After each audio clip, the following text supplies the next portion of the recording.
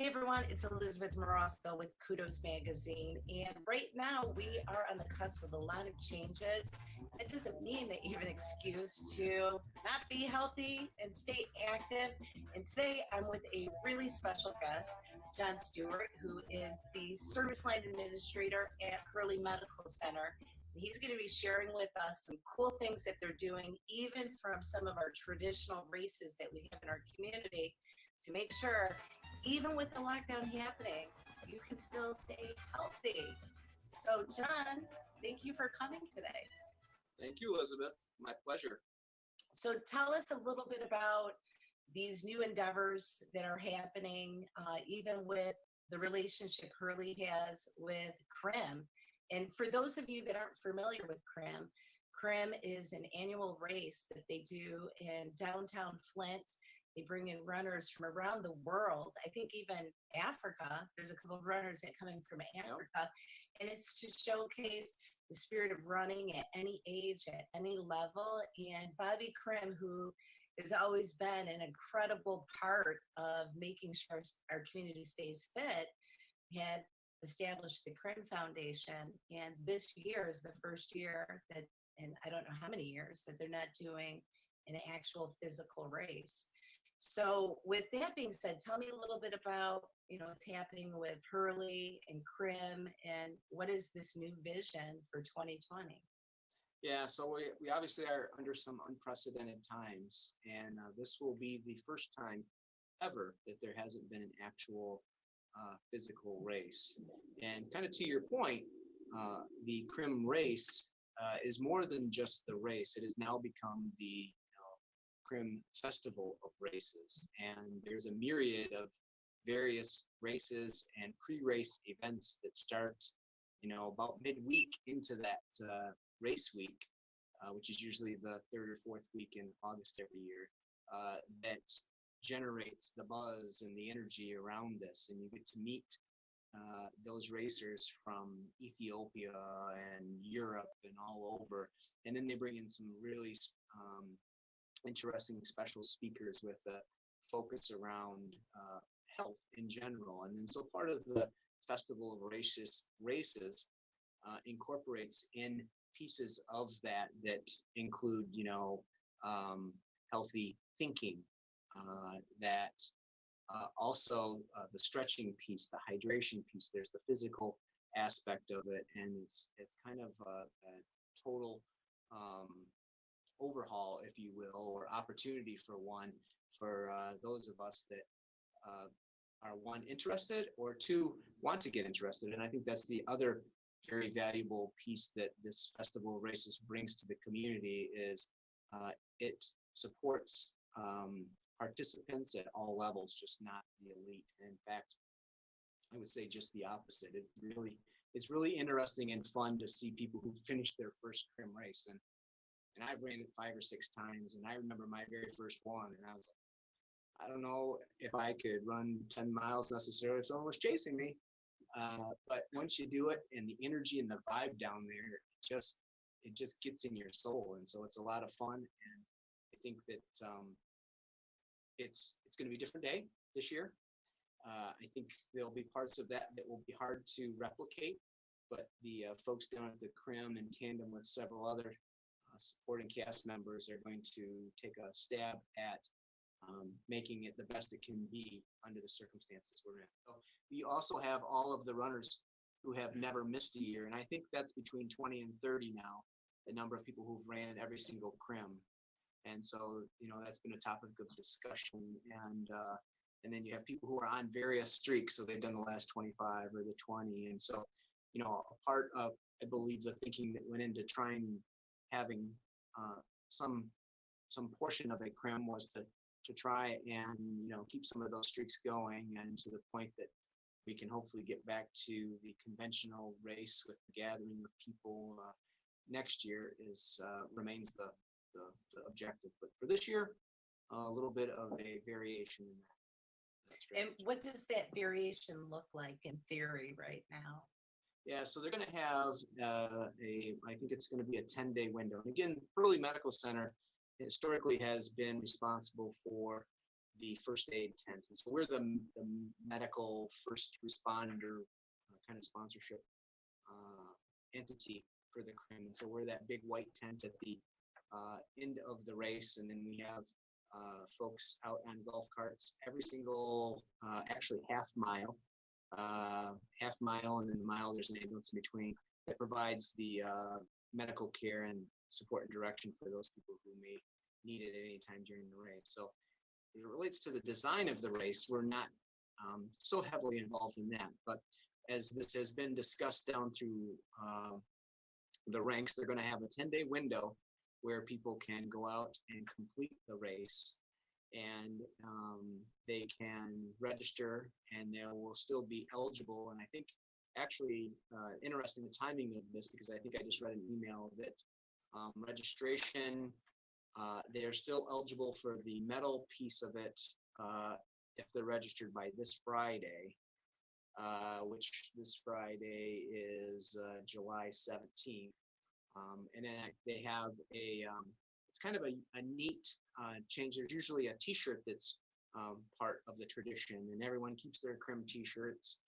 This year it's a hoodie, and it's a cool, thinner hoodie, but it's a little different. I think it's meant to, kind of signify the uniqueness of this particular year in contrast to all the years preceding this. And then you submit your times, and they're on their online registration. There's some more specific directions as to how you would go about being a virtual participant in this year's race. It's great to hear that they're still finding ways to make it available, even if we're doing it independently. There's still that community connection, bringing them all together. So with Hurley, since you were the medical provider, for emergencies or problems that happen, how does that look for you this year? Yeah, so it's pretty scaled down. I think it's going to be, in many instances, business as usual as it relates to anything specifically we would do to get ready. I mean, normally we would have a cast of 30 people on race day and the race day before race day, from physicians to nurses to technicians and volunteers to help with that. We won't have that this year. Crim has done a really good job, and they have what they call Crim Mindfulness and on their web page. And in that, they're putting various links to aspects of healthy living. And one, as I alluded to earlier, is that mindfulness piece. It's, some instances, it's that meditation and some of the other things that you can do. They're also going to put links to some of the things that we're putting together, and that revolves around preparation. And so, what should you be doing as it relates to stretching? And so we'll have physical therapy weigh in on some of the things that you can do to optimize your potential for success and minimize the risk of injury. Also, we're putting together, and I normally do a talk with all of the trainers. So Crim does a training program, and it starts usually in May, and they have people who sign up for it, and what they do is they get the participants ready by race day to be able to complete this 10-mile run. And they'll start, and they'll have meeting places every week, and you've probably seen or heard about it, and they'll run 1 mile the first week or maybe less, and then they'll do it at a particular pace, and then they work their way up. And I think that this is really demonstrated as an extremely successful program for those people who, again, never thought that they could run. And then as they're kind of coached through it, they have this aha moment on, August 26th that, hey, I just finished this beauty and there's 10 miles behind me, and I have a lot of people to thank for that. When we do this every year, we talk to those trainers and we give them the signs and symptoms of various medical emergencies that could occur. And the biggest one in the summer here in Michigan is dehydration and heat exhaustion. And so we have, there'll be a link to a presentation on the Crim website as to how one person can identify, signs and symptoms of dehydration, what to do and what not to do. So not wait until you feel like you're thirsty, because if you do, you've already lost probably, 2 to 5% of your body fluid, and you need to replace that as quickly as possible. And then things that you can do to, you know, skin protection, you know, all the things that go along with, you know, road racing, but more so hopefully from a medical standpoint of know your body, listen to your body. And so they've put that together in a bit of a PowerPoint presentation, and they'll have a hyperlink to that. And so that's part and parcel of what Crim is doing this year to try and, you know, replicate all the years past, but in a bit of a virtual forum or a digital setting.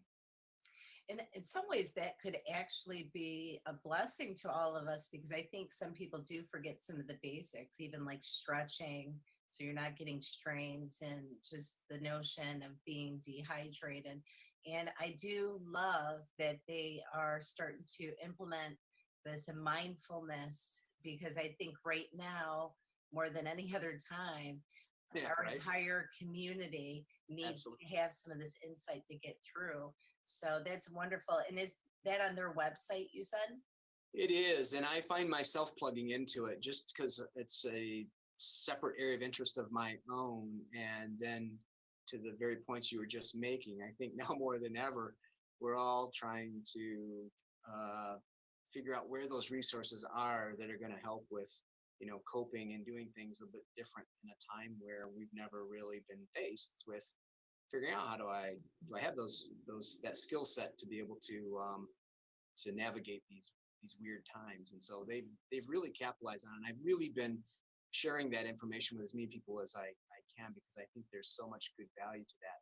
And I think the other piece to this is that then we have a bit of a library of sorts. And I think that they'll have those resources available so that you can, you know, go to them on regular basis. And if there were, you know, particular ones that you found, you know, more helpful than others, you could reread those or participate in a way that before you really couldn't. So this could be yet, you know, the beginning of yet another chapter in how we do things.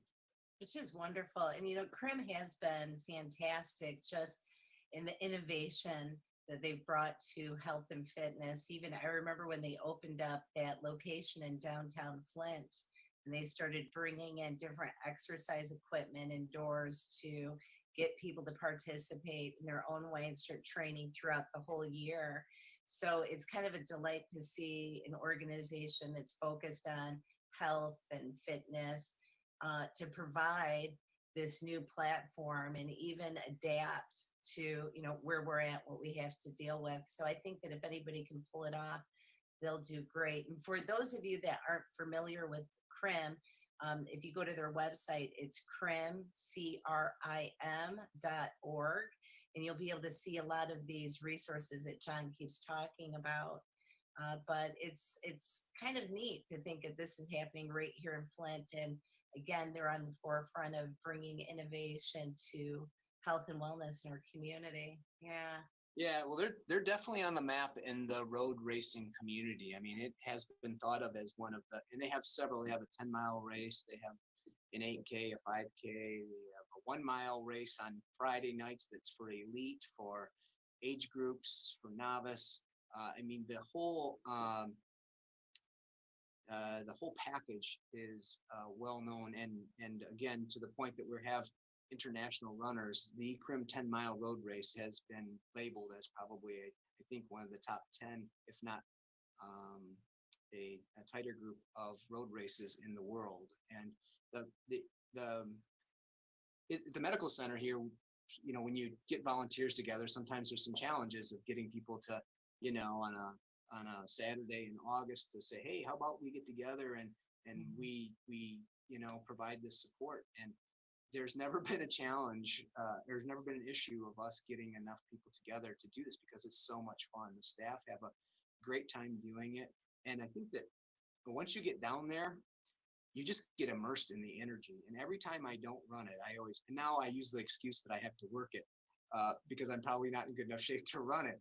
But every time I'm outside the tape, and I see people of all walks of life, so of all age ranges, of all abilities, and they're out there doing it, I always get mad at myself for not doing it. I'm like, why are you not on the other side of this tape and running this? And I think that the more people that get down there and they feel that, they'll know. I mean, there's a great entertainment on the surface lot. They have a band, they have tents, they have a lot of stuff geared towards the kids. And then it infuses a lot of energy into the downtown sector as well. So a lot of the restaurants, the pubs, the coffee shops, there's 20 to 40,000 people meandering around down there on that Thursday, Friday, and Saturday, and it's just a lot of fun. It's going to be different this year. I wouldn't be accurate if I didn't say we're going to miss that energy piece. But at the same time, I think there's a lot of effort to try and replicate to what degree we can some of those things that can be accomplished in a different venue. Right. And even though we're saying it's a run, I'll have to include some photos so people can see, because it's literally where the entire city is packed with people shoulder to shoulder for blocks and blocks and blocks. So the energy is off the chart. Two things that I do enjoy during Crim time is seeing that blue line that they paint throughout the whole city. So is that gone for just this year? It is, and in fact, they're kind of recommending that you do your 10 miles in a secure area where traffic isn't a problem. And although they would like to have been able to do it on the actual course, they just weren't able to mobilize the resources to keep it as safe as it could be, because you're going down Miller Road and various roads that in the typical race day, it's all blocked off and it's very safe. So, we want to do as much as we can, but we don't want to compromise or jeopardize anyone's safety in doing this. Absolutely. That's smart. That's smart. Yep. The other thing that I do really enjoy those after Crim are the photos that you see popping up and personal victories that people share, whether it was a journey of weight loss and they finally did the Crim, or even little ones. I think they have, is it the teddy bear trot or something? That's correct. Yep. Yeah. And you see these little ones running for their first time. And there is this huge sense of accomplishment, I think, one with the parents, but also that child. And right from such a young age of teaching them fitness can be fun and a part of, your life. So I love that. Yeah. I'll miss that. Hopefully people will post some photos. I think there's a belief there will be. And, again, this is pretty fluid. I think we don't know what we don't know yet. Sure. But there's enough history here that we believe there'll probably be a fair amount of Absolutely. support. And I think right now, one of the key things is for organizations and individuals to have a willingness to adapt so that we can just propel after we get through this crazy time that we're in. So I'm very grateful that Crim didn't just disappear and go silent, and instead created another avenue. But it's with individuals like you that are willing to say, hey, our organization is willing to adapt with your organization to create something wonderful. And that's one of the things that I do love about Hurley, is always finding new ways to adapt to crises, trials, and tribulations that the whole community is going through. And you guys seem to just keep adapting and bringing it back to us. So thank you. Thank you. I think that's very sweet, generous, and nice of you to say. My feedback on that's probably a little biased, but I totally agree. This is where our community looks quite regularly for direction, and we find that our role is to be a resource for access and whatever the community needs. And so, however the medical center can support that, I think that from our executive team, our board on down, we all understand that and embrace it to the nth level. So, all right. Well, we're going to take some